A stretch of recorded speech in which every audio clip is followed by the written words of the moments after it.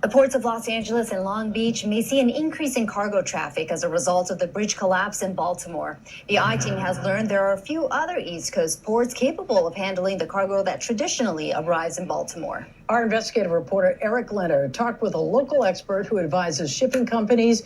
He joins us live with more on that. Eric?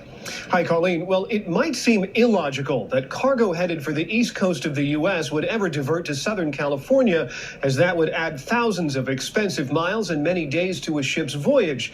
But as we've learned, plans for moving containers, cars, and agriculture are often made months or years in advance. And the uncertainty of clear access to the Baltimore harbor may send more shipments right here to Los Angeles. The bridge collapse at the port of Baltimore has cut off the waterway for cargo ships and claimed 6 lives. The whole bridge just fell down. The timeline to reopen the port? At least many weeks, maybe months. It has an incredible ripple effect, and there's both the short term and the long term. Shipping industry consultant and advisor Alex Cherin tells me ships already headed to Baltimore will likely reroute to other East Coast ports like Jacksonville or Savannah.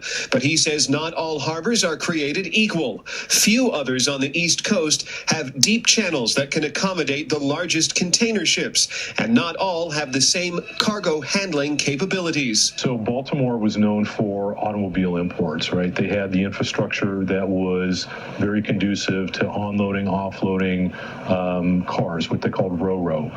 Not every port is set up to do that. Cherin, who is hired to advocate for shipping, rail, and other cargo companies, is the former director of trade at the Port of Long Beach. He says because of the uncertainty of when Baltimore's port will be accessible again, he thinks the ports of LA and Long Beach will become viable alternatives, even though it's on a different ocean and across the country. Big importers, the Walmarts and the Targets of the world, decide if I have to keep cargo on a ship longer, my fuel costs go up. So he says there will be a point where the cost to move goods from the Atlantic to the Pacific outweighs the logistical hurdles of using other East Coast ports. It may not work today.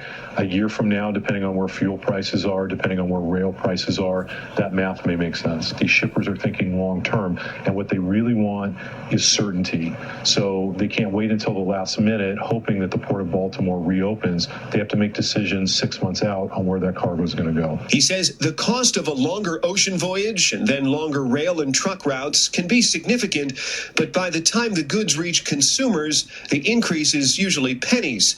But he says that depends in part on being able to use larger vessels that can only use the deepest harbors. These ships are now carrying 10,000 containers plus. And so there's some economy of scale that you get with these larger and larger ships. And again, going back to the Baltimore example, because of the water depth and some of the constraints that some of the East Coast ports have, you get more of those economies of scale on larger vessels that can only call at certain ports, including the ones behind us. He says he thinks the LA and Long Beach ports are capable of handling an increase. He says that big backup that left ships loaded with cargo anchored offshore happened during the pandemic is unlikely to happen again. The state of California has invested more than $2 billion to upgrade capacity all around the state, and the volume of cargo moving through LA and Long Beach increased steadily in January and February. Live in the News Operations Center, I'm investigative reporter Eric Leonard, NBC 4 News. Back to you. All right, Eric, thank you very much for that.